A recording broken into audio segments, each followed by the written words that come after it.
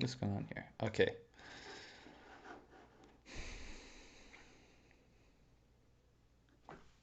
We're live.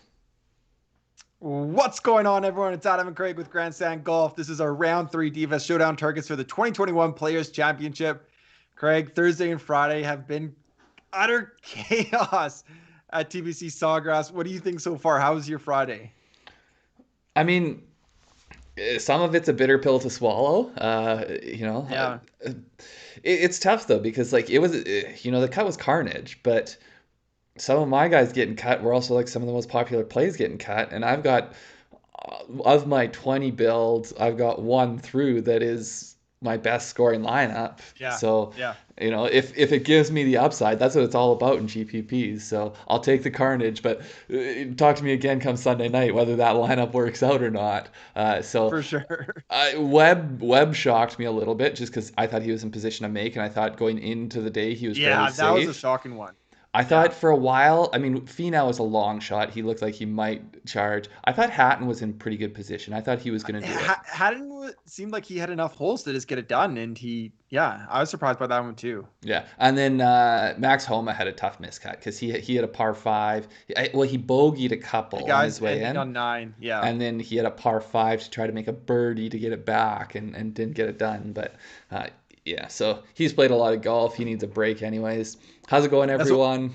Yeah, welcome everybody. Thank you for joining us. What's up? What's up? What's up? I think we're gonna have more people playing. We're not gonna have more people. It's the same, I mean, contest size for the players for Showdown, but I think there's more people looking to kind of get back into the green with Showdown. So if you're a first time watcher, first time viewer, subscribe to our channel, hit that thumbs up. Craig, let's talk about the leaderboard a little bit.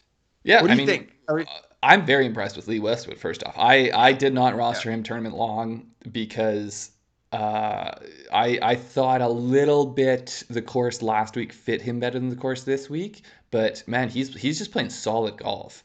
Spoiler alert: Super you solid. always love him for the Masters, so I think that's going to be a quick tease. He's yeah, chances of him making your sleepers for the Masters, I'd say are pretty good if he's still under 7,500. Man, same with Charlie Hoffman. Charlie Hoffman's I feel has been like a few first round leaders at the Masters. Now it looks like he's playing great golf. If Barry's in the chat, Barry's been talking about Charlie Hoffman for 2 weeks now, and Yeah, he's yeah. like always hanging around that top 10. Well, his ball So striking seems good, which when he has his ball striking, he's so good. Um, yeah, thanks for the message, Nick. I got that. Great roster. Had a few of our picks and him, so it was great. But yeah, crazy. Craig with Casey. that And was definitely Usti. my best play. Usti looked like he might be awesome, and then he was still good, but he faded as the day went on. Yeah. But the rest of the leaderboard, like I'm very interested in where this tournament's going. I think you've got some guys at the top that. I mean, Fitzpatrick may be a little bit of a. He's obviously not in the top tier of players right now, but he's in that sort of next tier of guys you feel like can go out there and win a tournament like this. Yeah. Um, Sergio is just a absolute wild card. But then you've got DeChambeau, you've got Sungjae, you've got Rom, you've got Casey, you've got some Yeah. people who have like histories of winning, and those are gonna be Yeah. they're gonna be coming for you tomorrow, especially I think on moving day. I think with the amount of stars that are out, so Westwood and Fitzpatrick definitely can't jump on the accelerator tomorrow. If they do, if they like have a great round tomorrow, it's going to be hard to catch either one of them. But it seems like to me, looking at the leaderboard, it seems like that statement win for one of these players, like a Chris Kirk, a Denny McCarthy, a Doug Gim, a Sungjae, like that real elite win that kind of springboards them into something, you I know? honestly, from a pure golf fan's point of view, I would love to see Chris Kirk win this tournament. Yeah, With me too. what everything he went through with medical exemption, and mental health issues and addiction issues and blah blah Addiction, blah yeah. blah blah, and then to have that super clutch Sony Open in Hawaii where he held on to his tour card. I think he ended up finished second there, but he needed at least a two-way tied for third or better. Like that is so unbelievably clutch at the start of the week to know Yeah. you need that and to go out there and do it. So for him to cap Beat a off, hundred and 130 some people, 140 people. Yeah, so to cap that sort of run off with a players championship would just be huge, but it's a big uphill battle still, big uphill Yeah. climb. Yeah. Thank you, Brandon. Yeah, absolutely. Move that mouse over a few inches and hit that like. That does mean a lot for us. Tony Haddon did not make the cut. He was close. Missed it by one. Actually, Craig, maybe we should go there. And Brad, yeah, thank you. We love our sleeper show, and I was very hot and cold, but I think Craig did a little bit better than me. I'd have to look at the receipts a little bit. Well, one of the things that's funny, we make 6 picks. We both make 6, 3 picks above 75 and 3 below. I got 5 of 6 through. The one person that missed was the most expensive guy on the whole thing. So yeah, you never know what's going to happen out there, especially at this course. I feel like I've been on a good run, but missed it. I feel like I missed a little bit this week. It's also hard because I don't want to talk about the same guys all again and again, but we've been talking about Kirk for so long. We've been talking about Gim for so long. So we bring them up on our Wednesday show, but I don't just want, guys, here's another sleeper, Doug Gim, 6,200. Like for sure. He's talented. And the one that I'm kicking myself for is I didn't play Kirk Showdown today. I have a lot of him tournament long, but I didn't play him Showdown, and man, he would have rounded out some lineups nicely. So I mean, this is the story of the DFS week so far. Is the amount of stars. So this is rated by their salary. So Rory's at the most expensive star to miss the cut, and we went all the way down to Terrell Hatton. But like the ownership there, everyone, Scotty Scheffler's I guess is the least at 8, but we had Tony Finau 24, Webb Simpson 22. This is ownership DraftKings, the $20 Millie Maker. So it's general ballpark. It's going to be around there though. Webb 22, Patrick Cantley 21. Like all those guys missed the cut. Yeah. So Scotty Scheffler, I don't know if you saw that, but he birdied 17 and then almost birdied 18. He rolled one right by, but man, like that 17 is not an easy birdie, obviously. 18 is not an easy birdie. To even have the look that he had was he did well to be there in 2, and he gave it a good scare. I think Hovland. I mean, the Hovland penalty, I think, is something that we haven't really gotten into. I don't think we got into it really yesterday. If you haven't heard the story, it's awesome. Essentially, his mom must have been watching featured groups. No, she's watching the every shot, every shot live of shot. Him. Yeah.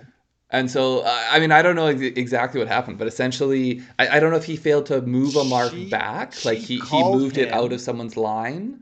Okay, this is what happened. She called him after his round and was like, Victor, like, good job. Are you going to get a penalty? And he's like, for what? Like, what are you talking about? Why would I get a penalty? And she's like, well, you took your putter, the mark was here, and then you moved it to here. So, because his ball mark would have been in someone's line. Yeah. Okay. But we're talking like a distance. This is like golf rules are silly. So, I mean, a few years ago, he would have been straight up disqualified for signing an incorrect scorecard. Yeah.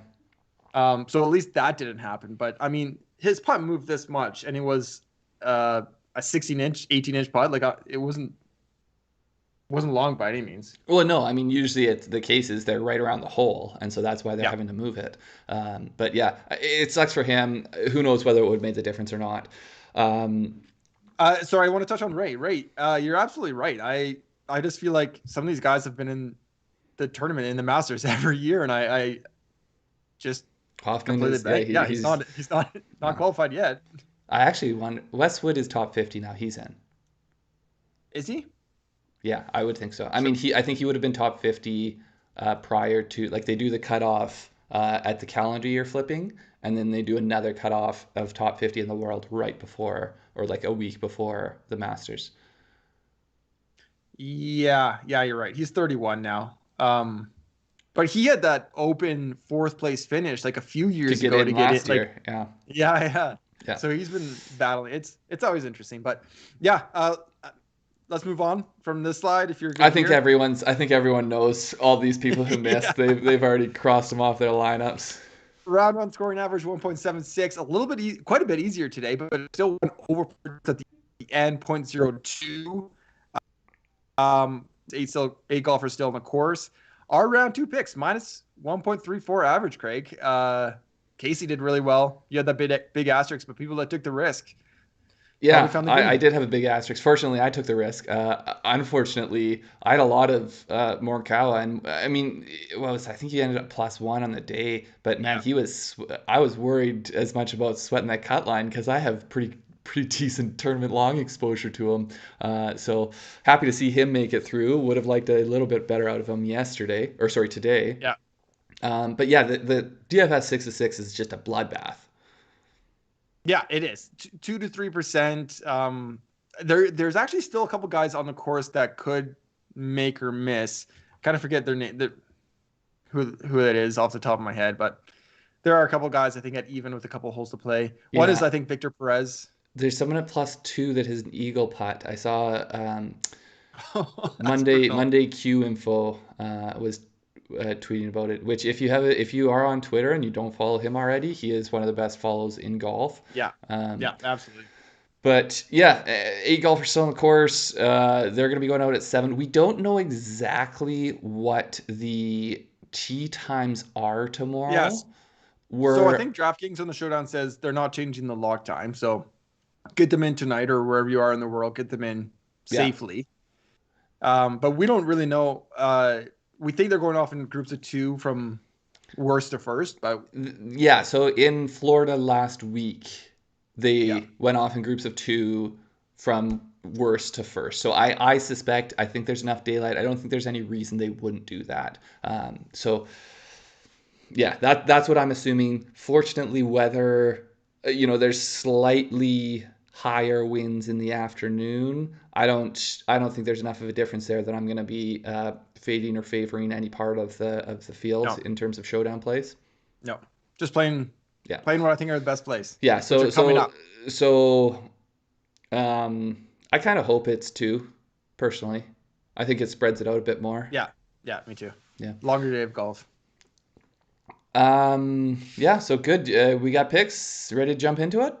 Let's do it. Nothing else left to say? I feel pretty good about these picks. I don't know. I'm kind of. It was an up and down day. I feel pretty good about these picks. I feel like I zeroed in on 3 good guys. Yours are a bunch of question marks, but mine feel I good tell about. Adam before our Wednesday show every time. That's when we do our full field breakdown. Every time I'm like, man, I've just got the perfect strategy this week. My Yeah. picks are awesome. Really does it come to pass? So let's see. Let's see your perfect picks. Daniel Berger, 8,600 on DraftKings, drastically too cheap. I think for this one, it's going to be interesting. Are you We've had are a lot. you are you putting the disrespect stamp on him? Not putting the disrespect, but it is. I mean, he's 300-ish above average, and he's one of the best golfers in the world. He's an elite golfer in the world. Not many of those golfers are playing the weekend, so he's one of the few elite golfers in the world playing on Left. the weekend. Yeah. We had some chat on our Discord. The Discord link is below. Soft pricing basically is what people think for Showdown. So this might be a day to leave $500 on the table, leave $1,000 on the table, and go really weird. But I really like Danny Berger. He won 71.68. He's 5 under, 1 eagle, 7 birdies, 7 bogeys. Pardon me. He's gaining everywhere except for putting. So 2.44 on approach like that. That is cumulative over the 2 rounds. So that's not a round average. That is total over the 2 rounds. 1.58 around the green, 42.42 off the tee, and losing putting. Kind of that perfect formula I like for showdowns. You know, he's not doing anything. He had a really good day today. He's carrying momentum. He's playing really well on approach. I think probably the most crucial stat. He's losing some strokes putting, but historically he doesn't do that often. But what the stat I really like for Daniel Berger is looking at his last 19 rounds at TPC Sawgrass, and that includes the 2 so far this year. He's gained strokes in 12 of them, but he's gained 3.5 strokes total in 8 of them. So just about like 45% of the time, he is going super low. Like GPP winning upside showdown low, 3.5 strokes in 8 of 19 rounds. Yeah, I like it. I like it. I had him as tournament long. Unfortunately, didn't plug him in today. just the arithmetics that I came up with quickly here. He is -2 so far. It says -5 there, but he is -2, which checks out. The Eagle 7 birdies, 7 bogeys is right. So he did well. He was one of these people who started the day at +2 that we were sweating. And unlike Cantlay, he did the right thing today and moved in the right direction. I like the play. I do think I worry a little bit just because. I mean, Reed is right there, but there's not a whole lot of people in the high eights left. And so Yeah. one of the things I Yeah. worry is depending on how people are going about constructing rosters, whether, whenever there's a big gap like that, sometimes right on the cheaper side of it, people load onto them. So hopefully maybe Reed at 8,700 sucks up some of that ownership. But no, Yeah. I definitely am going to have him in my pool tomorrow. There's a limited time between when golf ends and I'm with my daughter and we're filling this out and doing research. And I think she was trying to pull off my socks at some point tonight, and that's probably why I got the rounds right, but not the number. But yeah, thank you for I correcting me. I blew it there. I do as well. I just got to take the shots when you do. So Yeah. I got to make sure I got all my numbers right here now. Okay, my first one. I'm going right to the top. Bryson DeChambeau, 10,400 on DraftKings. I got the first one wrong here. I already see it. He's got 69.69. He is not even. He is 6 under par. 11 birdies, 3 bogeys, 1 double. So essentially, why would I play Bryson? His ownership was over 35%, I think, in most showdowns today. Yeah. If you look at what he has done through 2 rounds, again, this is cumulative as well. He's barely gaining off the tee. He's gaining a ton on approach. He's first on approach, gaining almost 6 strokes there. And then gaining, he's doing well around the green and putting. Not gaining a huge amount putting though, which is actually It's below atypical. for him. Usually when he's Yeah. doing well, he's gaining quite a bit putting. Yeah. But the thing that he's just his form is crazy right now, and I'm sorry, I just see Baby Shark. It throws me off. The thing that to me right now, so if you think about Bryson over the past sort of year and a half. We saw him peak at the U.S. Open, and we saw him peak kind of around. He had a win at the Rocket Mortgage, but from right before the COVID break, for about maybe 6, 7 tournaments straight, he was like top 5, top 10s, top 5s every time. To me, it almost feels like that's what we're seeing again. So his last 9 rounds, he's averaging 3.6 strokes gained. Those are bonkers numbers. That's not like, oh, he has That's 5 average. rounds. That's just his average over the last 9 rounds. And then the thing I think, so I faded him coming into this week. So this is a shift for me essentially. The thing that has impressed me the most on the eye test is his approach play. He was playing with DJ and with Colin Morikawa. DJ is killing it on approach this year. Colin Morikawa is just a stud there all the time. But quite a few holes. I mean, I only caught part of their round because it was super early here when it started. But quite a few holes. Bryson was the close one. So I looked at the numbers a bit. He's gained over a stroke on approach in 6 of his last 7, and I think that's really like if he was gaining strokes his usual way. Then I don't think I would like him still, but he's gaining on approach, which to me, okay, I'm gonna shift. I didn't play him tournament long. I didn't play him today. I'm gonna shift. I think his ownership's still gonna be high. I'm not gonna try to be overweight necessarily, but I'm gonna try to hold. Like I want to try to be at least neutral weight because I don't want to lose on Bryson doing well anymore. I think there's a fairly good chance that he does well out there tomorrow, and I don't want to lose based on that. So it's going to be sort of almost a defensive play. Yeah, I mean, I think I talked about Bryson twice in Showdown last week. His Showdown, his floor is just massive. He has a massive floor because he sets himself up for birdie and eagle opportunities. Even if he'll probably admit he has like his D+ game right now, and he went 69. It's just, if you're playing 1 lineup or 2 lineups, maybe he doesn't make it. But if you are mass entering, you need Bryson. Like he has as good a potential as anyone to have that elite score. Yeah. And he started with a double today. Like he Yeah, started with a double and yeah. he went 17 straight holes and worked his way to 3 under par on the day. So, And the thing I liked in his post round interview, he said like this place you need to know where to miss it, or you need to know like the angle. Like I love hearing that kind of stuff. That's this guy who takes it really seriously, the scientist, really thinking through everything about how to attack this course. I love mhm. that. Yeah. So Um, it's rare for me to do this, but this is me kind of admitting I might have been wrong about Bryson on the week, and instead of yeah. letting the whole week go by, I think maybe I'll try to regain some of that mistake partway through. Move on. A couple comments in the chat. Brad, another eagle for Sergio. That was crazy. That was inches away from an albatross. Peck, this is a great stat. After 36 hill, Phil and Spieth, T18 and driving accuracy. That is crazy stuff. That is absolutely absurd stuff. I don't know if this is like 2012 or what it is, but that is absurd. Yes, Baby Shark is key. We'll talk about guys that aren't listed here at the end. So maybe move on here. Next Yeah, pick. you're up. Abe Ancer, 7,700. Disrespectful. 72 70s. He's 200, 7 birdies, 5 bogeys. This is like the perfect strokes gain stats that you want to see for a showdown play. I mean, why? Like, he got through the cut, but like, what's happening? He's losing all these strokes putting. I think the exact breakdown was like minus 1.3, minus 2.7. So like they were both really bad days. Minus 4 strokes gained putting, 143rd in the field, but he's doing well on approach. 3.8 on approach, he's 9th. 2.12 off the tee, he's 15th. 1.94 around the green, 20th. His ball striking, he's 4th strokes gained tee to green right now. Like he's hitting the ball extremely well. So I had to look back. His putting is coming down a little bit. If you go to Data Golf and you can see the strokes gained kind of per round or in the last little bit, his putting isn't as good as it has been Because perhaps and in he has been 2020. yeah.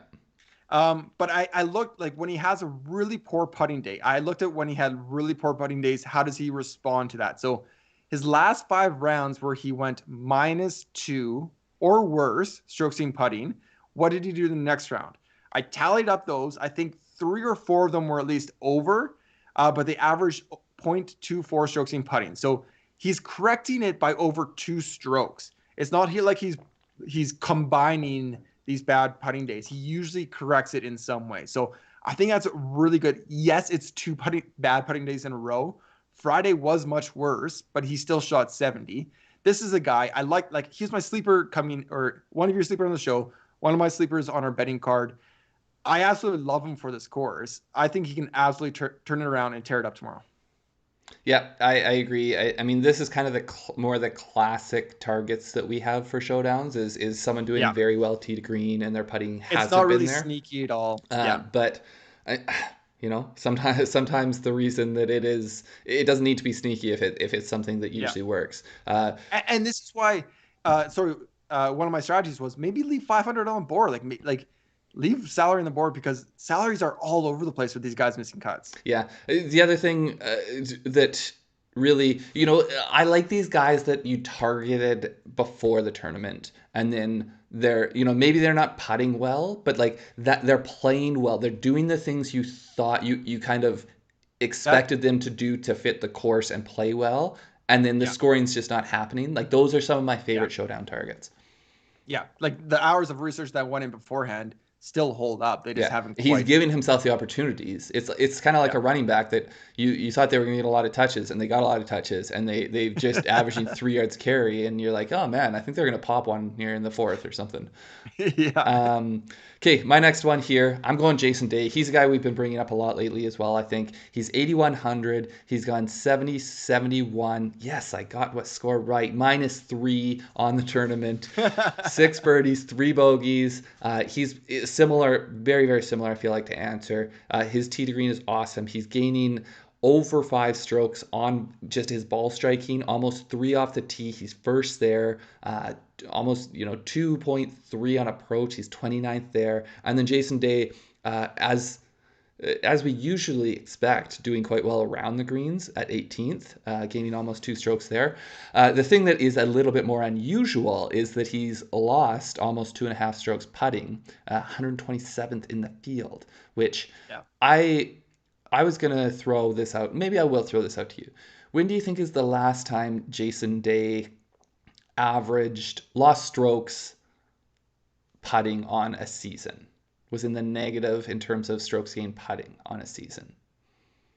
I have no idea. 2011. Oh, close. It was 2010. So he has had he's one of the only people I think actually in the database that has over a full stroke gained on a full season putting. So he's Wow. been a very good putter for a very Wow. long That's time. crazy. So to me, it's just this is even more so. This is a good putter who is not having a good putting week so far. So why do I like him? The reason I think we've been bringing him up a lot as a showdown play is because he's been playing very well. Last 14 rounds, he's gained stroked in 13. And then the real one that we love is he's gained over 2.5 strokes in 7 of his last 14. So it's not just that he's like doing well, gaining, slightly on the field. He's popped quite a bit in the last few Yeah. weeks here. He's got a really good course history. We brought him up on the preview show as someone who, had, he won here. Yes, he did win here. No, he did win here. I can't remember. Regardless, he plays well That's been a here. long day. I'm pretty sure he's the one that if he doesn't withdraw, he does pretty well here every time. No, he's won. Okay. You look Go look ahead. it up there. But Yeah. the last reason I really like it. So, we talked about the range a little bit with Berger. Berger's at 8,600.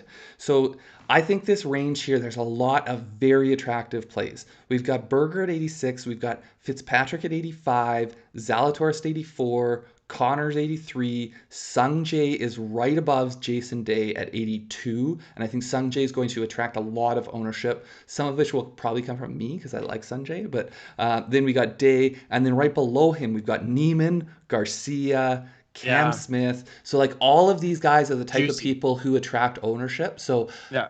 Jason Day, I think he's value at 81, but he's not the kind of value that everyone's going to rush to because there's other value around there. So to me, I think there's a lot of reasons I like it, but I think it hits on a few fronts, which to me always makes for a good play. So I think why we were a little bit confused is he won the Arnold Palmer Invitational, which Mm. I was thinking back, but he also won the Players Okay. in the Yeah. same year. These things And all the, start and to the blend match, together when we talk about golf every day. yeah, and the match play between those. Man, his 2016 was unbelievable, and his 2015. Yeah. Whew, he was a great player. Eric, congratulations on the 6 of 6 in the Millie. I hope one of you guys take it down. I don't have any hope. I had there, so I'm out. Okay, last one here, Adam. You ready for it? Yeah, let's do it. My last pick here is Ryan Palmer, 7,400. I think, start at Berger and in Palmer. You can get a lot of different options with the three guys I've talked about. Still leave a ton of salary on the board, but just guys I really like. He's got nothing too exciting. He's gone 70, 72. He's 2 under, an eagle, 4 birdies, 4 bogeys. I like that 4 bogeys. It's kind of, he's not getting a ton of the scoring chances, but he's not putting up big numbers. But going to the third point there, on the season, he's given himself tons of birdie chances. So he's third in the PGA in birdie or better percentage at 28%. So I love right now that he's limiting his bogeys, limiting his mistakes. I think his eagle birdie opportunities can absolutely increase. I didn't watch much of it, but he needed a couple of birdies to come in and make the cut. He did it. He just looked solid. He looked confident.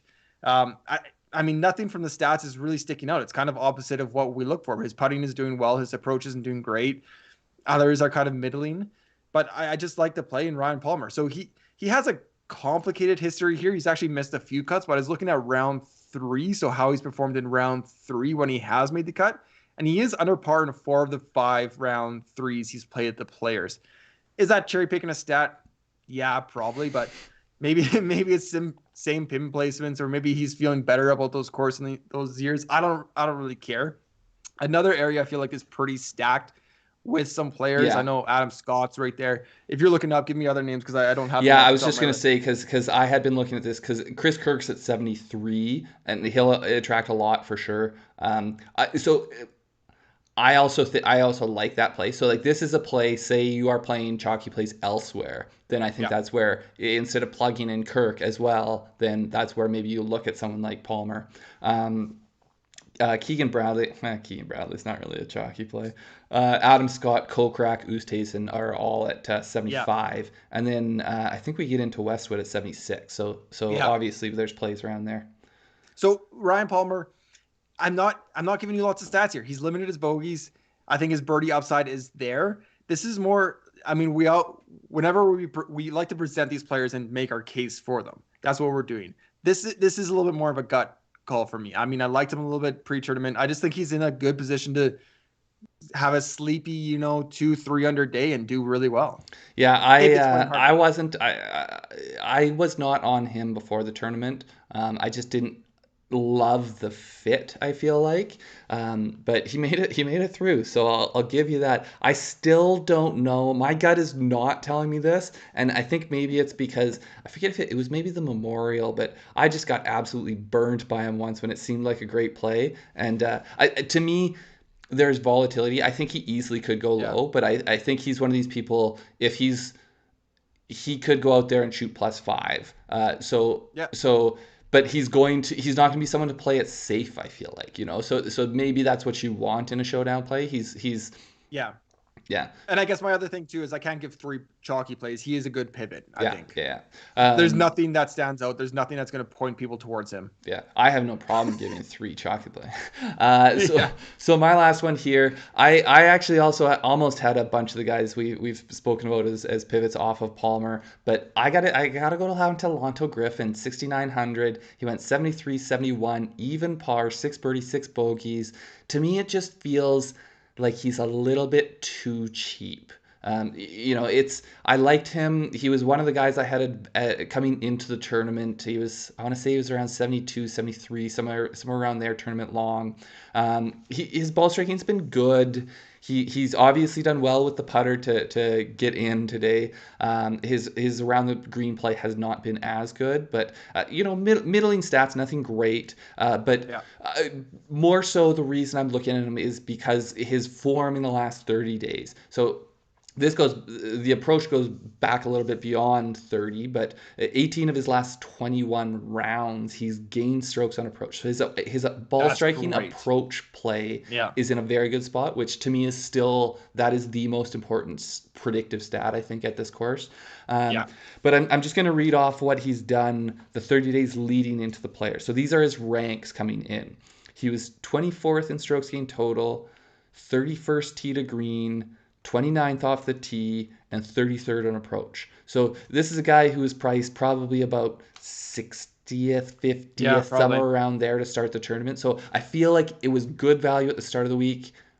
I feel like it's still his price has gone down. So I still feel like there's some value there. And I don't think it's going to attract the ownership that it should necessarily, Yeah. So it's not a sexy play. It's a little bit safe. It's a little bit uninspired, but hey, sometimes even I do things that are uninspired.